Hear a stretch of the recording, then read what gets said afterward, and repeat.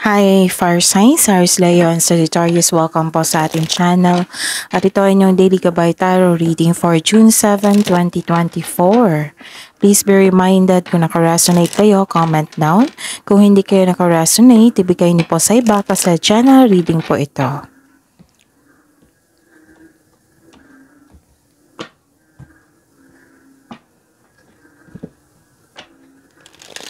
Gamitin ang reading na ito bilang gabay lamang. Please like, subscribe, and click bell button for notification para updated po kayo sa daily tarot reading natin. Maraming salamat po.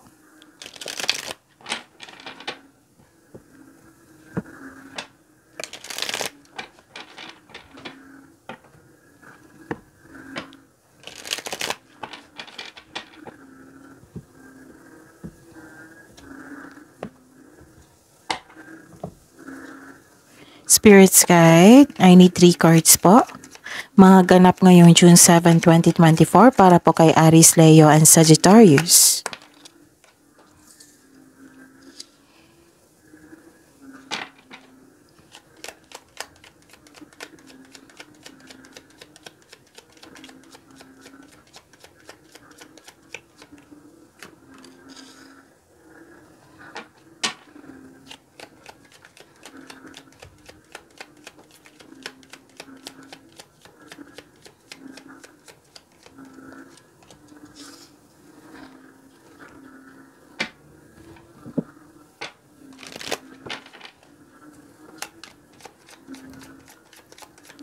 Spirits Guide, mga mensahe po para kay Aries, Leo, and Sagittarius ngayong June 7, 2024. I need 2 cards po.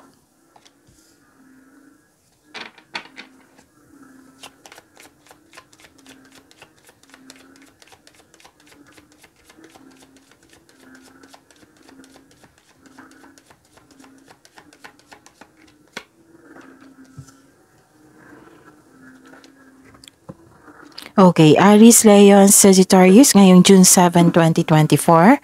May nakita ako ditong you're making best choices kasi may dumating na opportunities. Pwedeng tungkol ito sa inyong career kasi may nakita akong long-term plans sa inyong career dito. And some of you, nakikita ko dito na may career stability na po. Okay? So, may binigay na opportunity sa inyo. So, nagkaroon ng long-lasting, long-term of plans. Okay? You're making best choices. Nagbabalanse kayo. And remember, kung gagawa kayo ng malaking desisyon, sa opportunities na ito, pumipili kasi kayo ng best choices. Okay? So, kung gagawa kayo ng malaking desisyon, kailangan ng konkretong plano niyan. Okay? And may nakita ko dito nag-uusap, pwedeng sa personal ito, pwedeng sa social media, nag-uusap po na magkakapatid, pwedeng kaibigan ito na na tinuring mong kapatid. May ganap po na gossip. Nang dahil sa gossip na ito, nagkaroon kayo ng anxiety. Nakikita ko dito na excited yung dalawang tao para magkausap. Pwedeng matagal sila nagkita nito. Yes, pwedeng nag-uusap through social media, sa group chat. Pwedeng video call or nagkita kayo sa personal. Basta po may ganap na gossip. Oo. Nagkaroon ng anxiety. Yung pagod kayo, pero walang pahinga. Ganon. Nakita ko dito. Pero some of you, nakita ko dito, excited makausap tong taong ito. And ang mensahe po para sa inyo is malakas inyong intuition at may binigay na mensahe po para sa inyo. So, trust your intuition, listen to your intuition. And nakikita ko dito,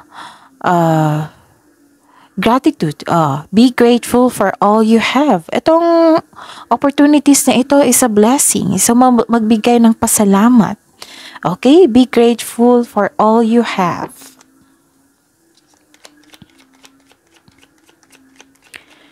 Spirits Guide, energy po ni Aries, Leon, Sagittarius ngayong June 7, 2024.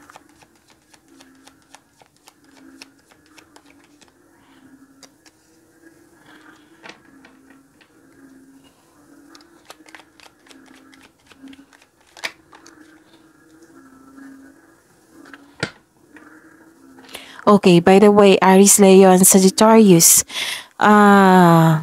this is June 7, 2024 reading, right? So, panoorin niyo po yung June 4, 5, 6, and 7. Oo. Na daily Gabay Tarot reading niyo po. Kung may naulit po doon na mensahe, meaning to say, kailangan bigyan ng solusyon, aksyon, konklusyon. Bigyan niyo ng pansin, atensyon. Gawa ng aksyon, solusyon. Oo, kasi gusto tong ipaabot sa inyo ng universe itong mensahe na ito. It might be kung gagawan mo ito ng solusyon, magkakaroon ng growth niyan, magkakaroon ng learnings. It might be binigyan kayo ng mensahe na paulit-ulit na mensahe dito na binigyan kayo ng mensahe na kailangan nyong bigyan ng atensyon para hindi na lumaki yung problema. Tinutulungan kayo para makalabas kayo dyan. So, yun ha. Yan yung example kung bakit may naulit. So, I advise to watch June 4, 5, 6, and 7. So, ayun. Malakas naman yung intuition nyo. Makinig kayo sa inyong intuition na rin. Okay? So, sa mga okay. May mga Monthly Gabay Tarot reading po tayo. Marami po yun. Yung isa is nakafocus sa career and money for June 2024. Yung isa is may general reading na may love reading po for June 2024. Yes, nakaseparate po yung video ni Aries, Leo, and Sagittarius. At may June 1 to 15 rin. So, panoorin niyo po ha. At sa mga suki ko dito na parating humihingi sa akin ng Monthly Gabay Tarot reading, nais kong ipaalam sa inyo na open na po yung June 2024 Monthly Gabay Tarot reading niyo po. So, PM niyo po ako for schedule. At sa mga bago dito gustong magpa-personal reading, ito po yung video niyo. Sa baba niyan may description box. Tapos may nakapost dyan na link. I-click nyo po yung link na yan para ma-message nyo po ako for inquiry and for booking. May nakita ko dito nahihirapan kayo na it might be nahihirapan kayo sa paggawa ng decision kasi magdi-decision kayo dito eh. Tapos, pwedeng nahihirapan kayo, naging hopeless. Kasi nakita ko dito yung hopeless. Hopeless. This is the clarification of your card here. Oo. Nagkaroon ng lack of self-confidence. Madali kang mag-give up para sana tapusin yung mga ginagawa nyo dyan. Nagkaroon po ng blockages dahil sa kawalan ng tiwala sa sarili. So, inspiration is on the way. So, don't worry, Aries, Leo, and Sagittarius. May nakita naman ako dito, inspiration is on the way. Huwag kayong mag-give up. Your body and soul will heal, but that healing will take time. So, ang advice po ng card nyo po dito is dreams do come true. Wag lang po wag pong sumuko. Okay?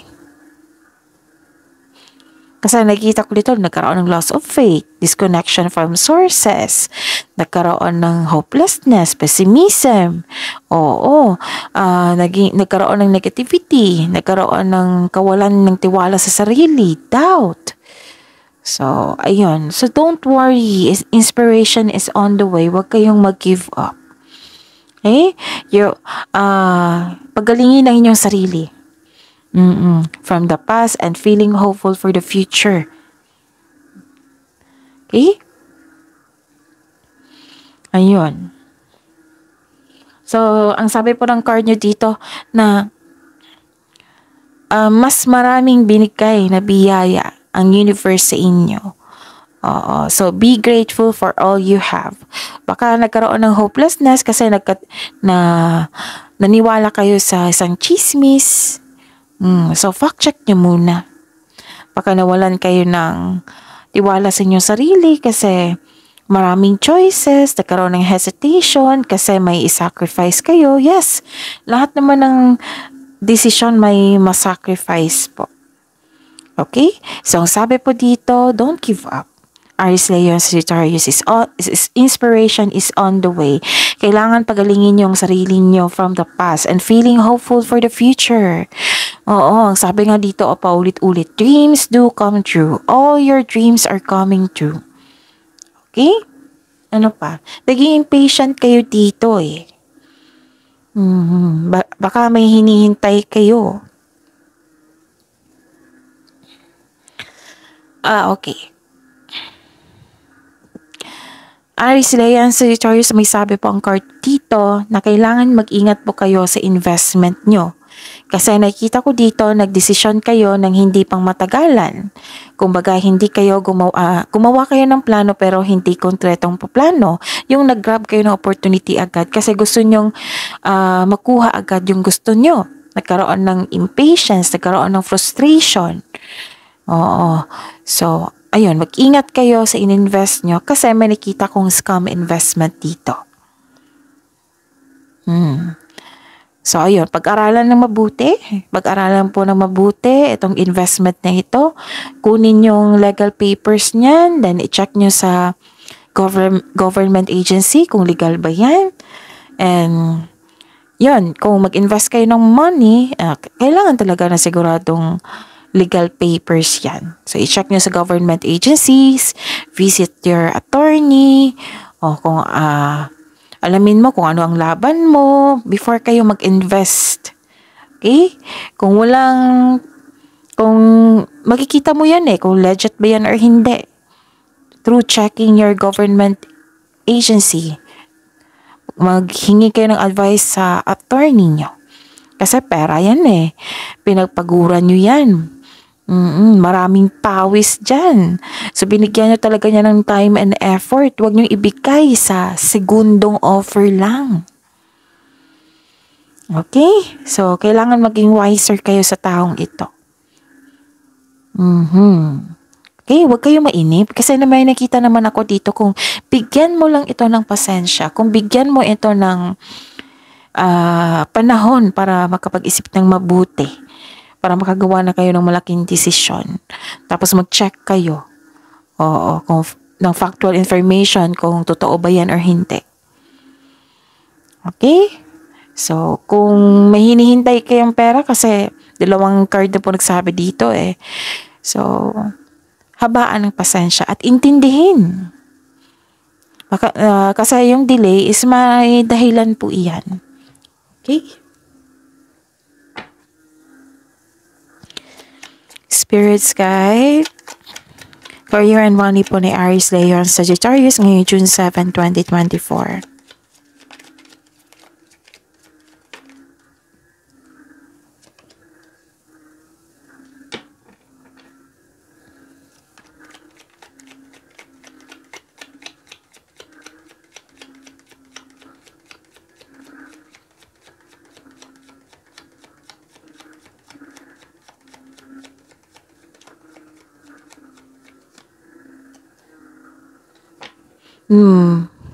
Naging impatient nga kayo dito.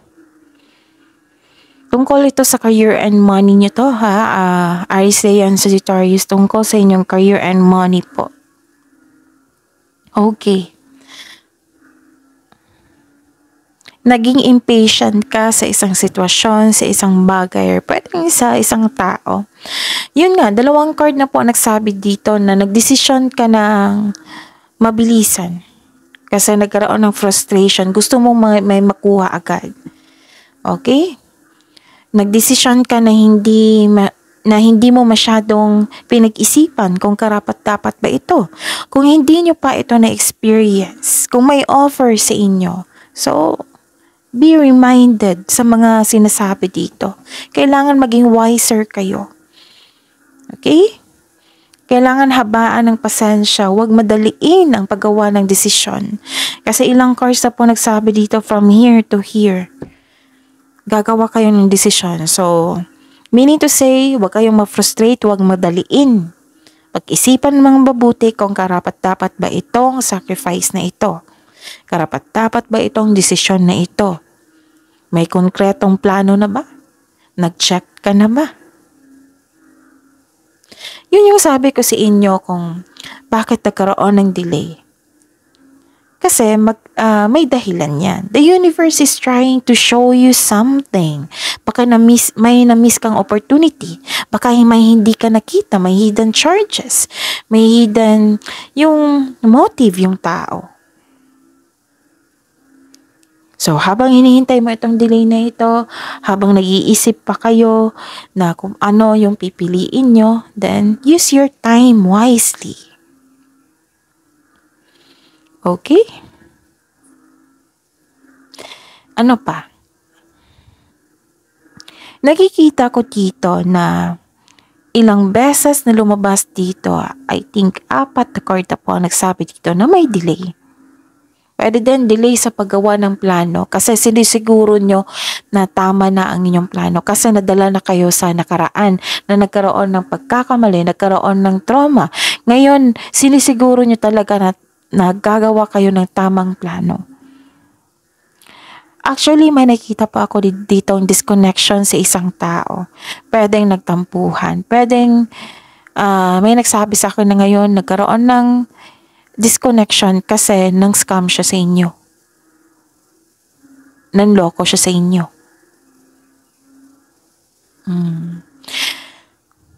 It might be frustrating or disappointing pero kailangan mong pagdaanan ng part na ito kasi may learning journey. Okay?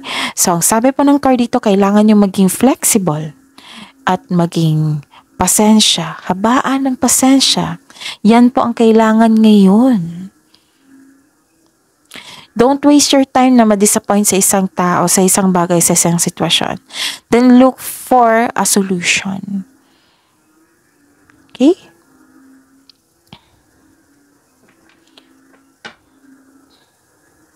Spirits Guide, Love, Life, Self-Love, Partnership, and Romance ni Aries, Leo, and Sagittarius ngayong June 7, 2024.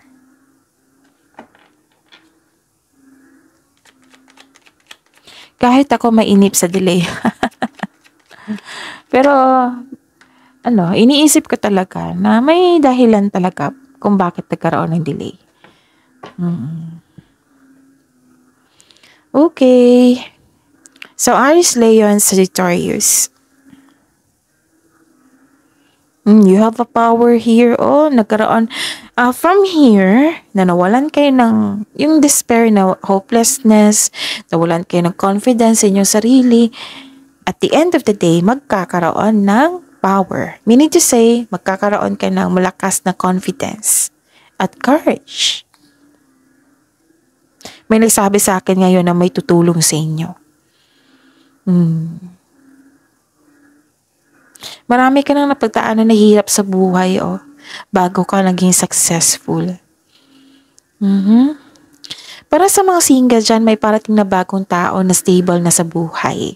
Sa mga may relasyon sa buhay mag-asawa, kayong dalawa ay matured enough na, loyal sa isa't isa, both of you are taking action and stability upang may palago palalo ang inyong relasyon.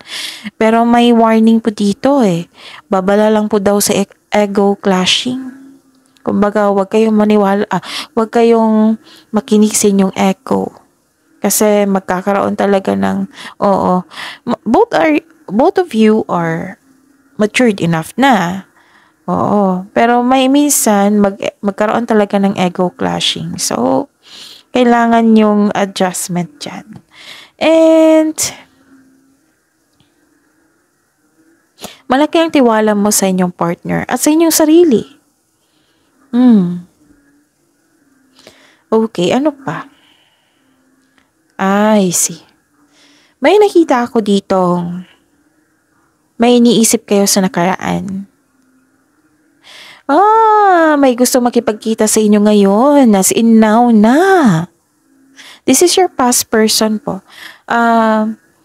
Na-realize niya at gusto niyang humingi ng tawad. May nakita ko dito. Gusto niya now na. Very aggressive tong taong to, ha. O pwede din kayo po ang nag-decide na magkita kayo para humingi ng tawad. Basta isip-isip nyo to ngayon. And some of you, gusto nyo nang mag-level up. O sa relasyon, sa inyong sarili. Kasi hindi kayo kontento sa inyong sitwasyon ngayon. Gusto nyo talaga mag-level up na may ganap po. Sabi po ng card dito, huwag kayong ma-disappoint po. Don't rush things po at i-pray nyo. I-pray nyo na gusto nyo mag-level up.